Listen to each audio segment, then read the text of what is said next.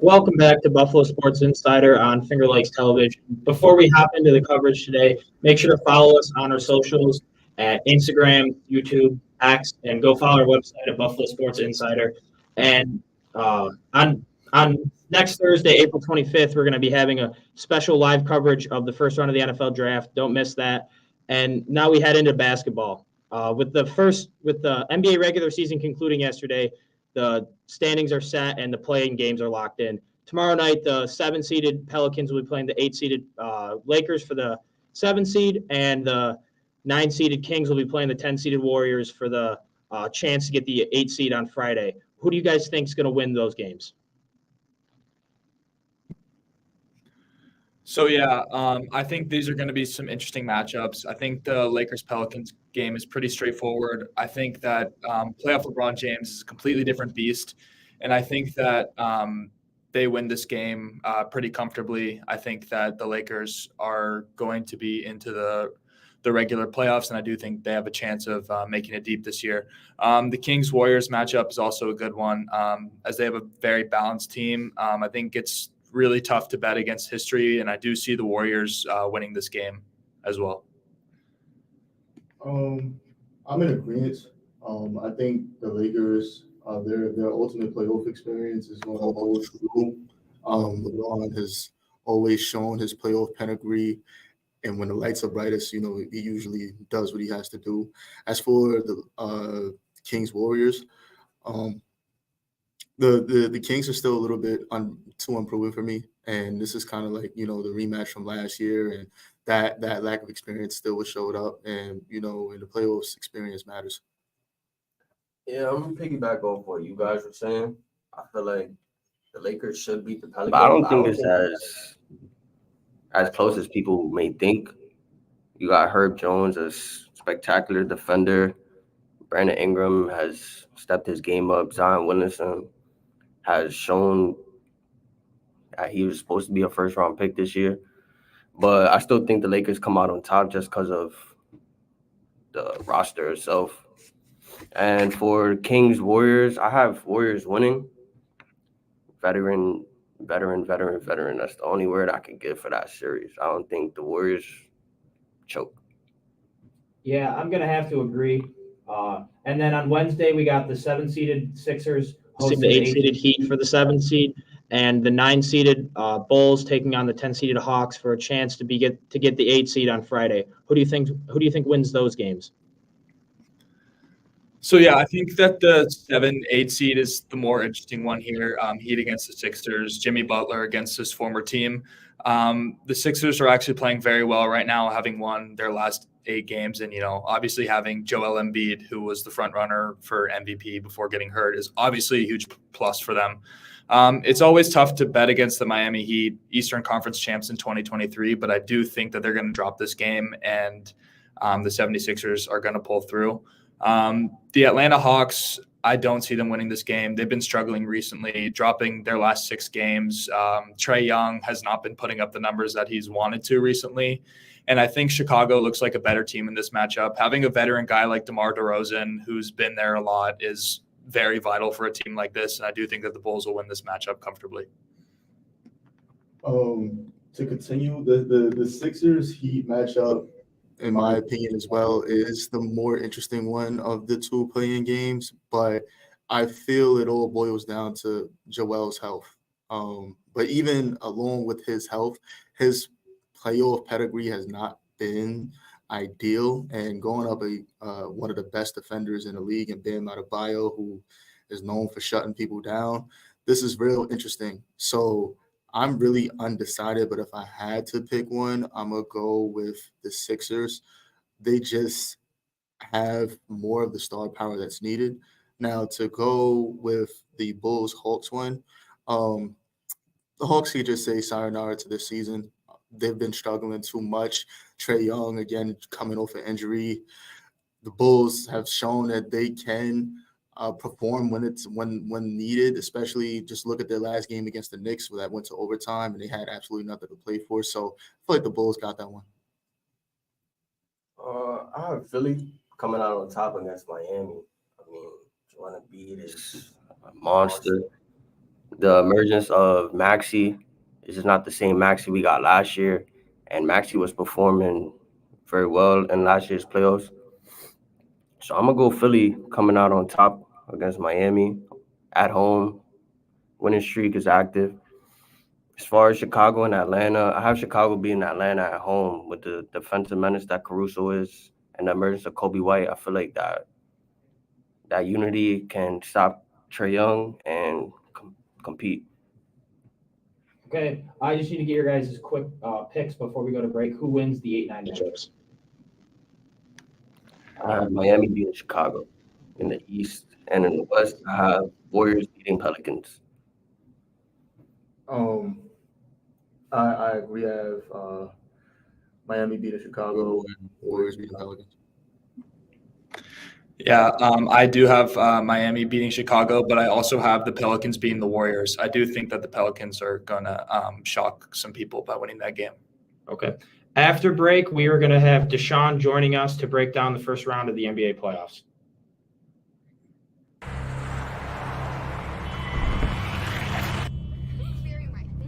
You wouldn't do that. So why do you do this? Distracted driving kills an average of 9 people and injures over 1,000 every day in America. Put down your phone. Lives depend on it. Don't drive intoxicated. Don't drive intoxicated. A sobering message from AAA. How was school today? It was good. Did you play volleyball? Yes. And how's your serve coming along? Not so good. I think we should work on it this weekend. Amy's birthday bash slumber party is this weekend. Is your homework done? No. That was the deal we made.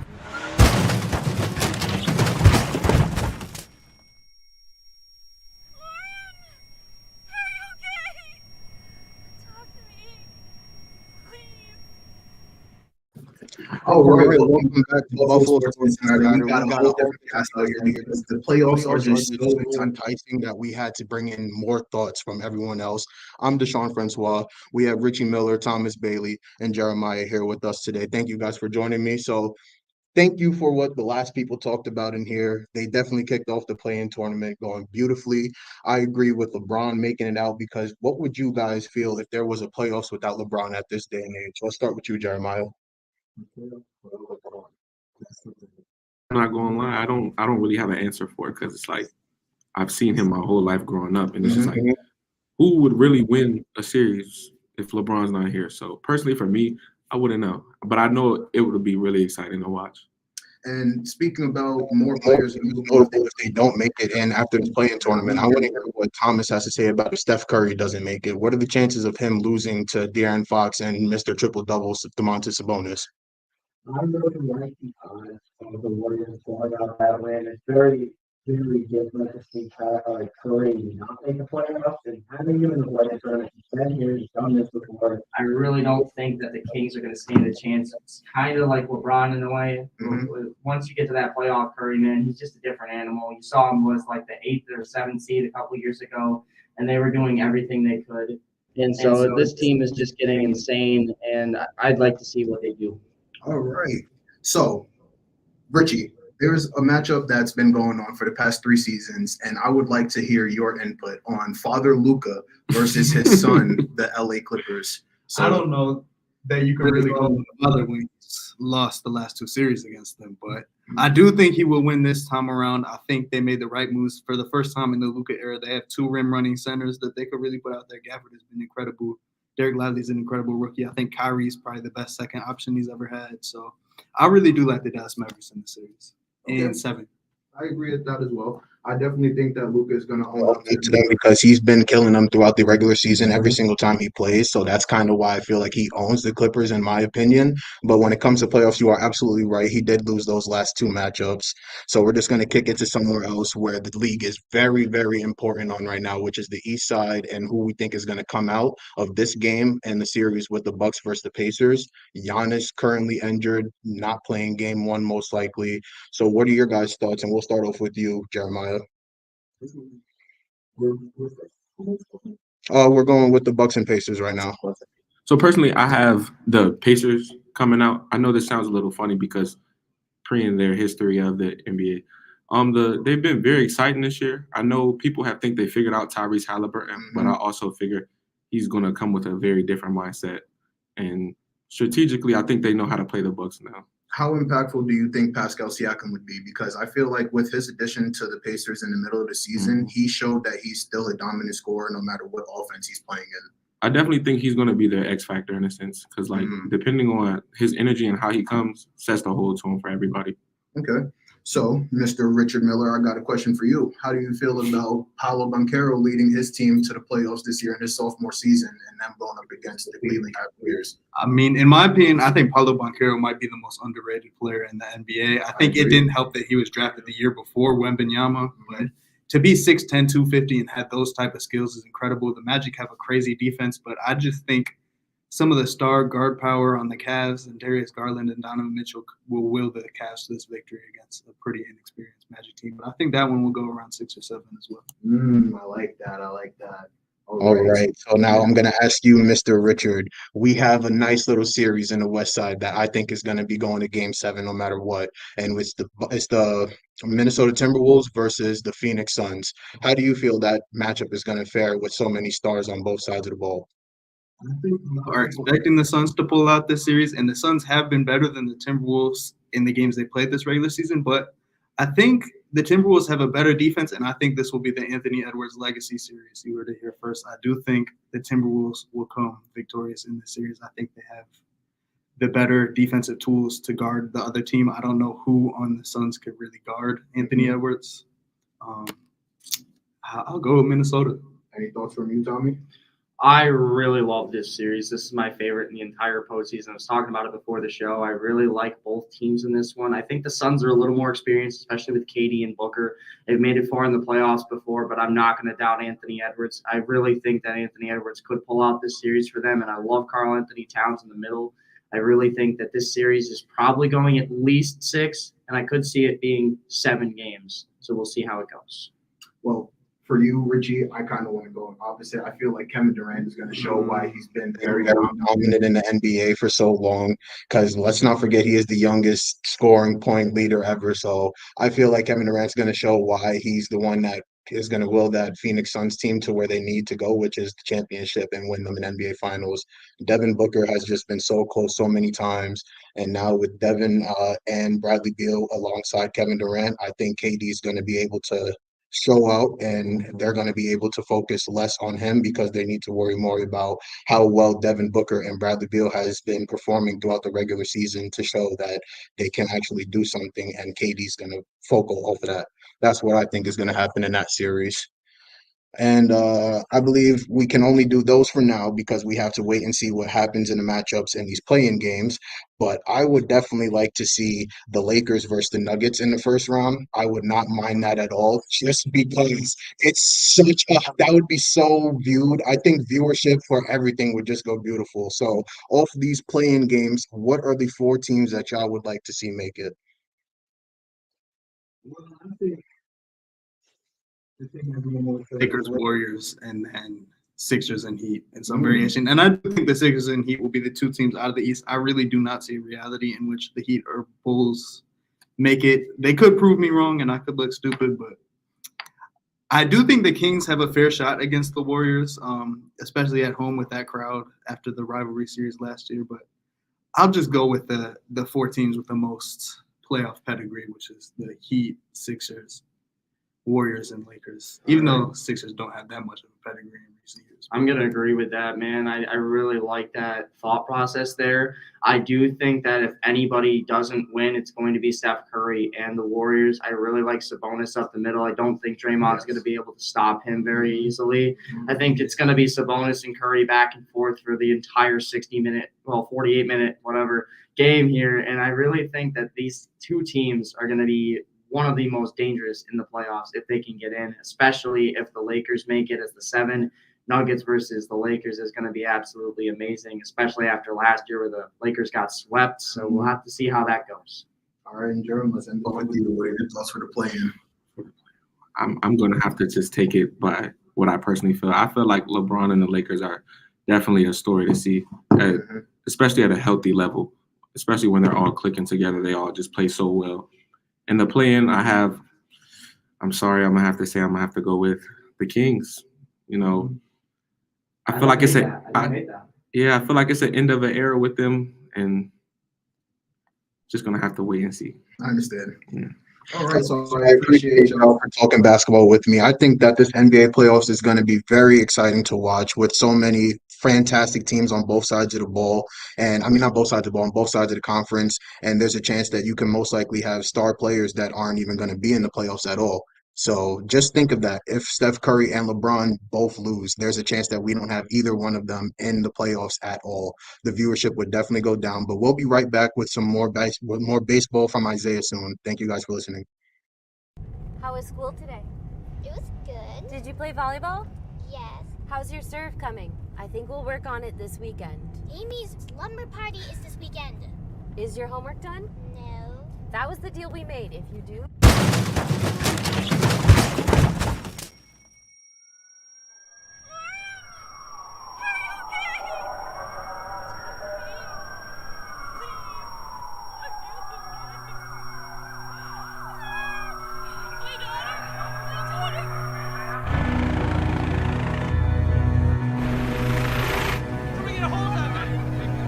Hi, Lauren. My name is Katie. We're gonna take care of you, okay? Ready? 1, 2, 3.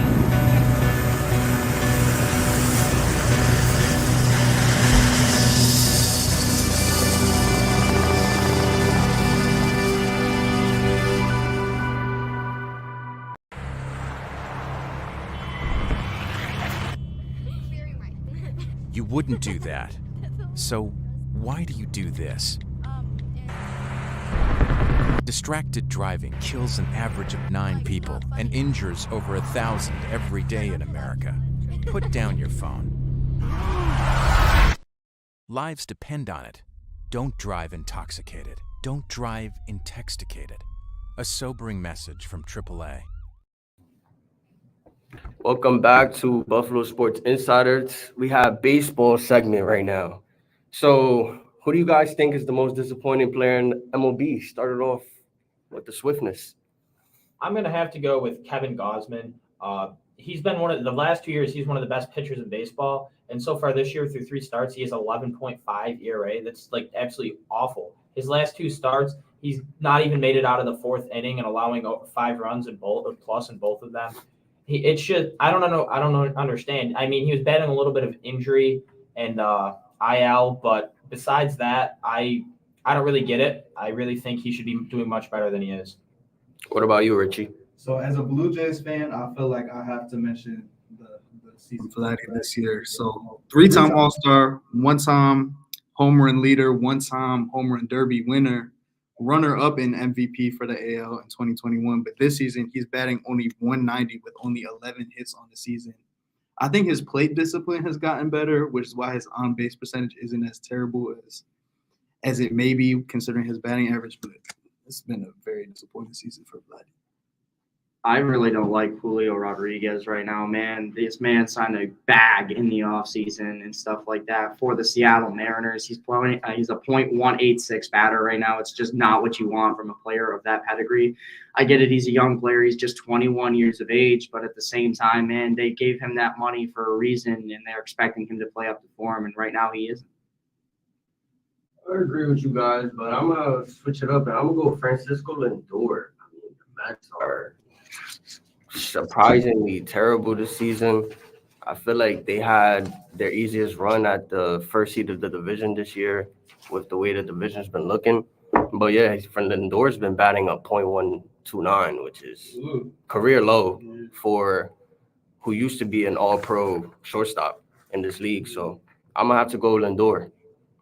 And could I mention another guy who really fell off? Sure, yeah. Who you got? Chris Bryant this year is batting a 1.49 and has gotten benched by the Colorado Rockies. The Colorado Rockies are one of the worst teams in the league, mind you, at 4-12. This was a guy that won MVP in his second season ever at 2016, helped break the Cubs' 100-plus year playoff drought, and he's really fallen from grace. It's been tough for Chris Bryant this season. Yeah, Chris Bryant has fallen off for sure. Let's talk about Yankees Guardians. 3-4 in the break. What do you guys think? Yankees showed that they're one of the best teams in the league. Yeah, they lost on Sunday, but those were a couple of sloppy mistakes you don't expect to see out of them every game. But one player I want to talk about has been Anthony Volpe. Last year, he was called up. He's 6th-ranked prospect in the league. Everyone was expecting big things, and he kind of disappointed. I mean, he won a Gold Glove as a shortstop. That was impressive, but OPS plus of 81, that's very bad. He was swinging out of the zone. He was just swinging for home runs, and his strikeout rate was crazy. But in the offseason, he worked on that. He worked on his vision. He's taking more walks than ever. He's swinging for hits now instead of just trying to hit the home run. And you've seen it in his game. He's 4th in the league in WAR, total WAR. From last year, this year, the jump is crazy. They moved him up to leadoff. Since he was moved up to leadoff, he's been absolutely insane. He's batting almost 400. He's getting singles, doubles. He's hitting it all over the field. He's been very clutch. It's overall great to see the progression that he's made. I really think about this game a lot because this just shows how good the Yankees are. And I mean that. I'm a Mets fan saying this, by the way, so it's a little gross. My mouth, man. But the Yankees lose this game 8-7, despite being so sloppy for the majority of this game, just shows how much talent they still have. Even in a game where they really did not come to play at all, they still only lose by 1 run to a better team in the league, in the Cleveland Guardians. So I really think that the Yankees have a realistic shot this year, and just Volpe has been insane, man, to get those 3 hits, even the walk in this game, the RBI. This man really is turning into a potential generational talent.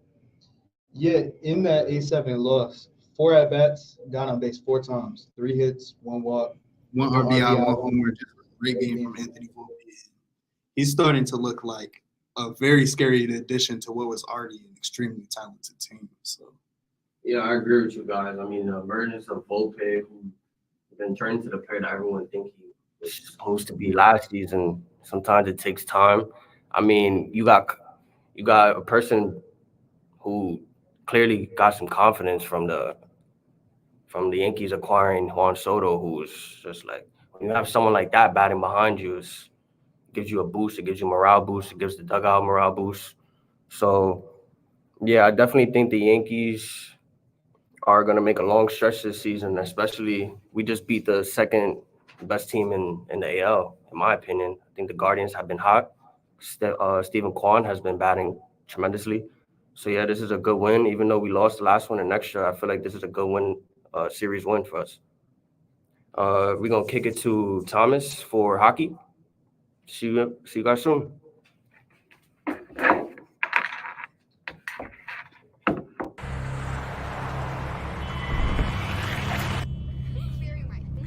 You wouldn't do that. So why do you do this? Distracted driving kills an average of 9 people and injures over 1,000 every day in America. Put down your phone. Lives depend on it. Don't drive intoxicated. Don't drive intoxicated. A sobering message from AAA. Hello, everybody, and welcome back to Buffalo Sports Insider for our 4th and final segment of the afternoon, which is going to be the NHL playoffs. Before we hop into the NHL playoffs itself, we're going to talk about the Buffalo Sabres after another disappointing season here from the Sabres. As the team, again, missing the playoffs. This was a season where we had so many high expectations for them. And after missing the playoffs this year, they extend their playoff drought to 13 seasons in a row, which is the longest active playoff drought in the NHL and the 4 major sports leagues.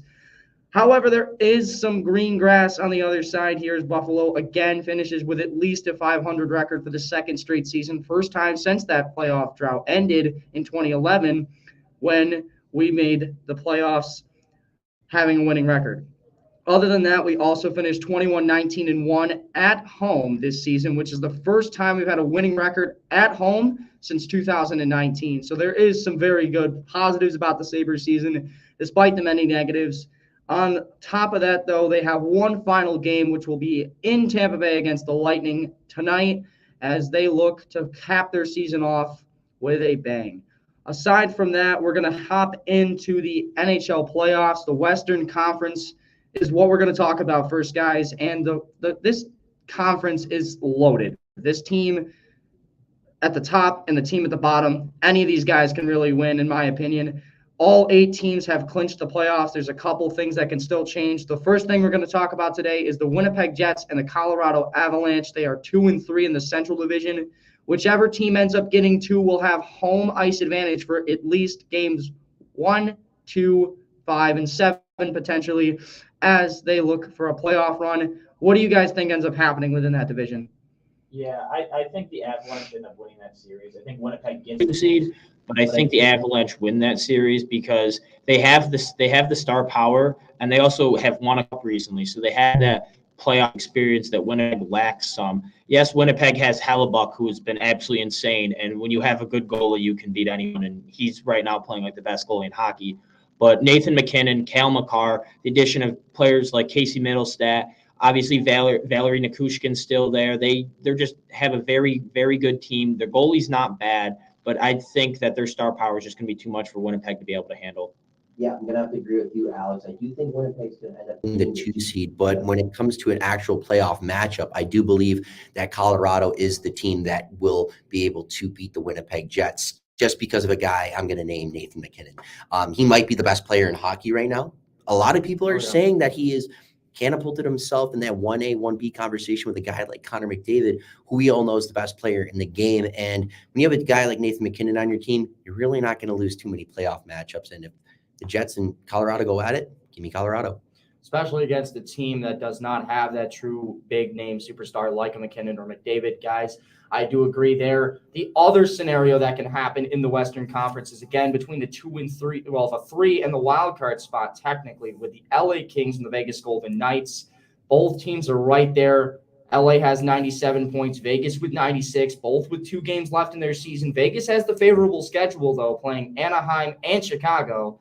So we'll have to see what that does. On top of that, though, the Kings do play the Minnesota Wild and then close their season off against the Chicago Blackhawks. So having both of those teams makes it a little difficult for potential jump here because there's going to have to be an upset. What do you guys see happening there? I think the Kings hold on, and if you're the Edmonton Oilers, you pray that the Kings hold on. You'd much rather face the Kings in the first round than Vegas. But I think both teams went out. I don't see them dropping their last 2 games. And since the Kings have the edge right now, I think they stay in that 3rd spot, and I think Vegas stays in that wild card spot. Yeah, I'm going to have to agree with you as well, Alex. I do believe that the Kings are going to hold off here, even though I do think Vegas is the better team. The Kings, they have that extra point in hand, and I think that's going to benefit them going down towards the end of the seeding here. Yeah, I'm going to have to agree there. I don't see the Kings dropping a game against either Minnesota or Chicago, 2 of the teams that have been disappointing this season, especially with Connor Bedard being injured halfway through the season. We all knew that Chicago Blackhawks weren't going to be that great, but Minnesota fell off of a cliff this year. So on top of that, though, we also have the Eastern Conference side of things, folks. And in the Eastern Conference, there's a lot to talk about, but the main 2 things are the 3rd spot in the Metropolitan Division, which is between the Islanders, Penguins, and the not the Hurricanes, but the Capitals right now, not the Flyers. The Flyers only have 1 game left with 87 points, but that is a dogfight right there. And on top of that, whichever teams don't make it as that 3rd seed can also get the final wild card spot, which is between Philadelphia and Detroit added in there as well. So there's a lot to talk about here, guys. What do you think happens with those 2 scenarios? I think the Islanders hold on to that spot, the 3rd spot in the Metropolitan. I mean, they're 3 points ahead of all those teams with only 2 games left. So they'd have to lose out, and a team would have to win out. I don't really see that happening. I think they hold on to that. And then I think the second wild card, I think it goes to Pittsburgh. I think Sidney Crosby is just going to put the team on his back these last 2 games and just get it done. I just don't really see any other scenario other than Sid being Sid. So. Yeah, and then for myself, I think that the New York Islanders are going to hold off and keep that 3 seed in the Metropolitan because not only do they have 3 points, on every other team behind them, but they are 7-2-1 in their last 10. That is very huge going down the stretch here. And then, in my opinion, when it comes down to the second wildcard spot, Alex, I'm going to have to agree with you again. I've agreed with you 3 times in a row. And we don't agree on some things hockey-wise, the Sabres and Don Granato, but when it comes to everything outside of the NHL, I'm going to have to agree with you here. 7-1-2 Pittsburgh is in their last 10. Once again, Sidney Crosby. It's really hard to bet against Crosby and Malkin down the stretch here when so many implications are on the line. They've done it for 15 years, and I think they continue to do so. Yeah, it's been a long time since they missed the playoffs in one season, which was last year. Back-to-back would be a little wild. I do agree with both of you as well. But that is all for today's show. Thank you guys all for tuning in to Buffalo Sports Insider. I'm the co-host, Thomas Bailey. Alongside me, Evan Harrington, Alex Miley. Make sure you check out the social medias, YouTube, Instagram, and X. Go follow us. On top of that, check in on BuffaloSportsInsider.com for more up-to-date sports content, as we'll see you all of you in the next episode. Thank you.